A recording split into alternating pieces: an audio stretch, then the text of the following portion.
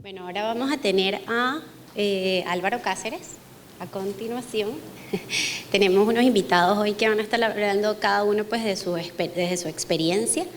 El primero pues van a ser dos invitados de Albatros Producciones, quienes han desarrollado pues uno de los pocos largometrajes que tenemos en cine animado en el país.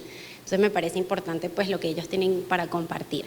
Álvaro estudió Física y Ciencias de la Computación en la UCB y tiene más de 18 proyectos en su currículum. Entonces, bienvenido, Álvaro.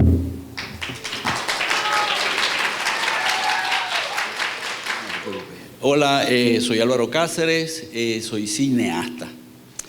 Y sobre todo yo les puedo decir que soy productor cinematográfico, aunque gran parte de mi obra ha sido hecha en animación. Gracias a Ginette por invitarnos, tremendo esfuerzo. Pascal. Me acompañan también Adriana Somoza, que es la productora del largo en animación que se llama Misión H2O, que este fin de semana va a estar en 2 festivales de cine en algunas partes o este fin de semana o esta semana. Mañana se va a estar proyectando en el festival de...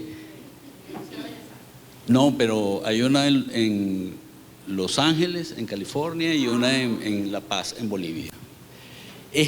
Bueno, me pidieron que les hablara de guión. Ok. El origen de una... Ya va. Okay. Bueno, para escribir un guión, mi experiencia, les puedo contar de manera muy, muy breve. Se puede comenzar desde diferentes puntos de vista. Puede tener diferentes orígenes. En el caso de Misión H2O fue un lugar que un amigo, echando un cuento, un amigo imaginó un lugar y a partir de allí creció la historia. Ese lugar lo van a ver en el tráiler de la película, que lo vamos a ver al final, y es un lugar devastado, un lugar sin agua. ¿Cómo sería un lugar sin agua? ¿Cómo sería el planeta Tierra sin agua? ¿Qué pasaría si no hay agua? A partir de allí surgió todo el resto de la historia.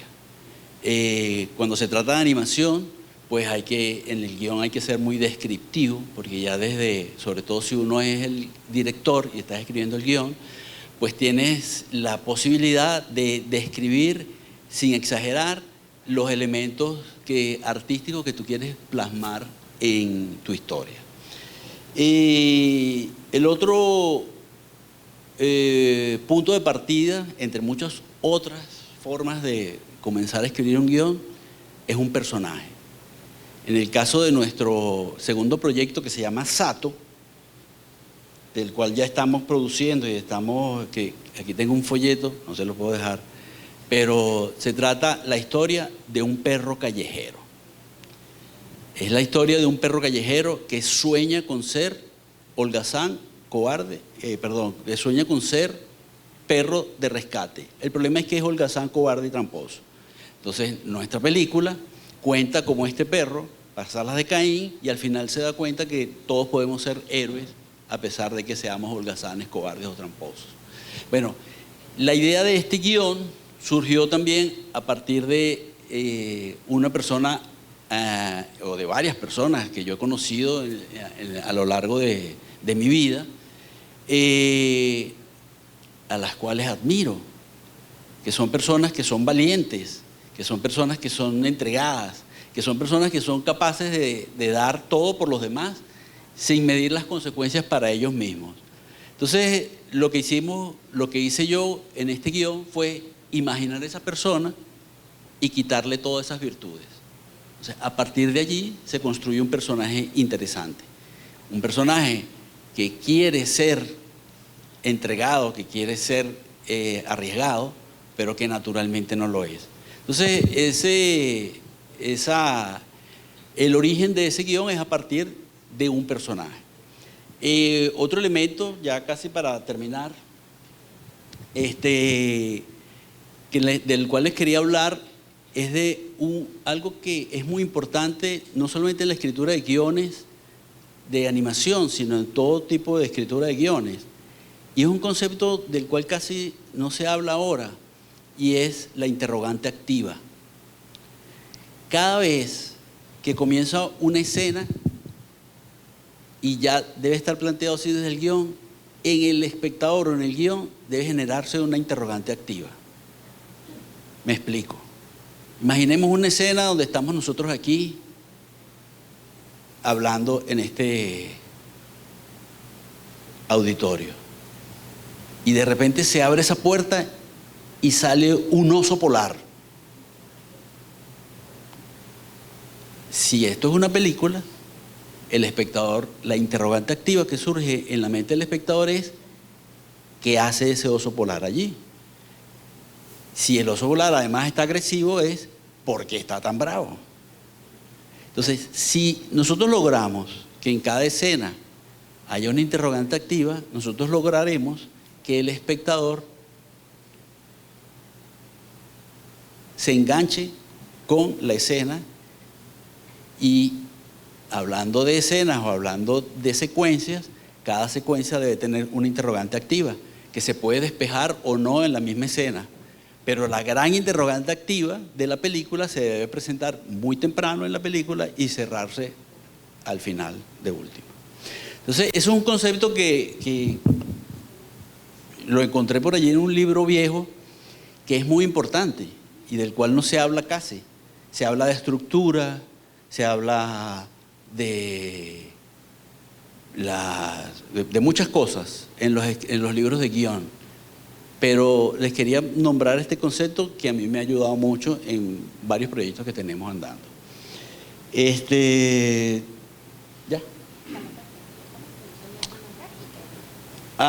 Bueno, también había otro elemento del cual quería hablar en el caso de la animación para niños, que es también un concepto para los personajes, que es la perspectiva cómica. Es decir, un personaje, para que sea uno de los muchos elementos para que exista comicidad en un personaje, debe ser la perspectiva con la cual él ve el mundo. Les voy a poner un ejemplo. Un personaje que tiene una perspectiva desde el punto de vista de la comida, que todo lo que hace es en función de comer, pero que no tiene la comida en la mano, ya inmediatamente se convierte en un personaje de comedia. Bueno, son muchos elementos sobre los cuales le podría hablar de guiones, de mi experiencia escribiendo guiones y proyectos para animación y otras cosas.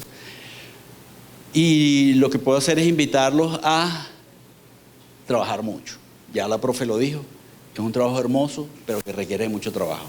Y como le digo siempre a mi hijo, se puede tener mucho talento, pero el talento es solamente el 1% de todo. El resto es 99% de trabajo. Lo otro que también quería decirles es que cuando vean el tráiler de la película, no sé si lo van a ver ahorita o después, ese tráiler, yo trabajé con Alberto Monteagudo y también trabajé con Armando Arce, con sus películas de animación en plastilina. También conocí al maestro Castillo, a Castillito. Y la película de Misión H2O, la propuesta de arte, busca un poco hacer un enlace con ese trabajo en plastilina de stop motion. Nosotros no lo hicimos en stop motion. Bueno, ya verán el tráiler y verán a lo que me refiero. Si tienen alguna pregunta, Ginette dirá cuándo las pueden hacer. Estamos muy agradecidos por invitarnos. Listo. Muchas gracias, Álvaro. Una pregunta. A la hora de escribir, a ver, usted...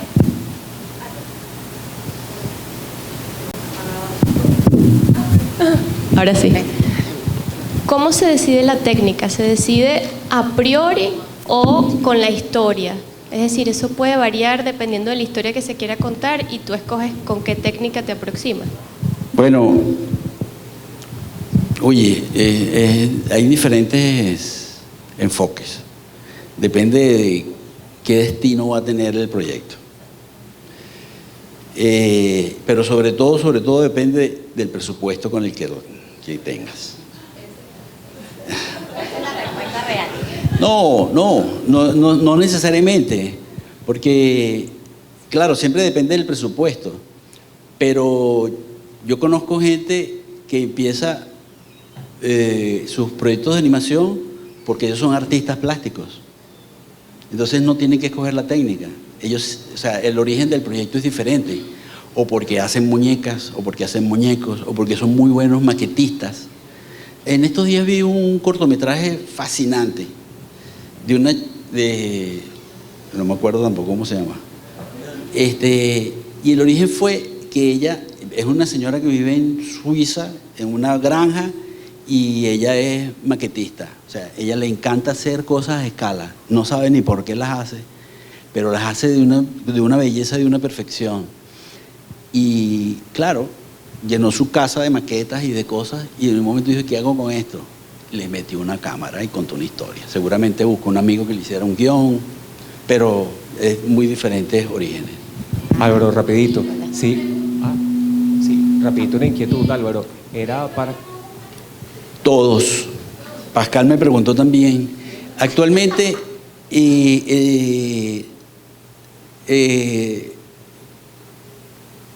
nosotros lo que hacemos es crear, tenemos un núcleo creativo en el que diseñamos los conceptos de arte y decimos la película se debe ver de esta forma. Y nuestros colaboradores son artistas digitales de diferentes lugares del mundo o diferentes lugares de Venezuela. Y esos artistas, como todo artista, tienen una herramienta con la cual se sienten más cómodos. Y entonces ellos lo hacen en el programa que quieren. Lo importante es que nos entreguen a nosotros un insumo que nosotros editamos con unas características. Eso es un concepto que sale de la programación orientada a objetos de las ciencias de la computación. Yo estudié ciencias de la computación y a partir de allí armé el flujo de trabajo con el cual trabajamos nosotros. Que es que yo te entrego a ti un requerimiento, tú me entregas un objeto con unas características. Y esas características también incluyen las características estéticas y técnicas, la resolución, la profundidad de la imagen y ese tipo de cosas. Pero de esto se puede hablar un semestre entero, pero... Y no podemos, porque rapidito, sí, está apurando. Álvaro, enhorabuena por el discurso, estuvo maravilloso, muy ilustrativo. Quería preguntar, ¿cuánto está tomando producir un largometraje animado de la característica de emisión H2O en Venezuela en este momento? Porque hay mucha inquietud en el ámbito universitario por replicar, obviamente, el trabajo de ustedes y chicos que quieren hacer trabajos de tesis en largometraje, y el tema de elaboración es importante y también de la inversión. ¿Cuánto tiempo toma para dirigir un documental así, un largometraje así? Esa es una de las primeras preguntas, pero no te la puedo responder muy en concreto, porque depende de muchas cosas. Pero esto me da pie a comentarles algo. En Venezuela existe el Centro Nacional Autónomo de Cinematografía, que es la institución encargada de promover y financiar el cine en Venezuela y de administrar toda la actividad cinematográfica, todo lo que tiene que ver con salas, exhibiciones y todo eso. Es muy importante que ustedes conozcan la legislación venezolana, todo lo que tiene que ver con la Ley de Cinematografía Nacional y las formas de presentar proyectos al Centro Nacional de Cine, porque es una de las posibilidades que tenemos de poder realizar nuestro proyecto. Entonces, también existe o existió, aunque ahorita viene todo muy disminuido porque la capacidad adquisitiva del bolívar es muy poca, o era muy poca, y ahorita se está recuperando y viene como en un ciclo de más recuperación, el Fondo de Responsabilidad Social de Radio y Televisión, de una institución que se llama CONATEL, en el cual también los cineastas durante un tiempo aplicamos con proyectos y se nos daba financiamiento para desarrollar nuestra obra. Eso te lo digo ¿por qué? Porque siempre depende del financiamiento. Si tú tienes el financiamiento, a partir de que tengas el financiamiento, listo, una película como esta puede estar en 2 años y medio. Pero si cuentas el tiempo en el que vas a levantar el financiamiento, pero no es un fenómeno solamente de Venezuela. Ustedes ya saben, han oído de cineastas, incluso de Hollywood, que pasan décadas con un proyecto bajo el brazo buscando financiamiento, hasta que llega una casa productora y les dice, hazlo. Y ahí tardan 1 año o 2 años en hacerlo. Pero una película como esta se puede hacer en 2 años y medio. Muchas gracias.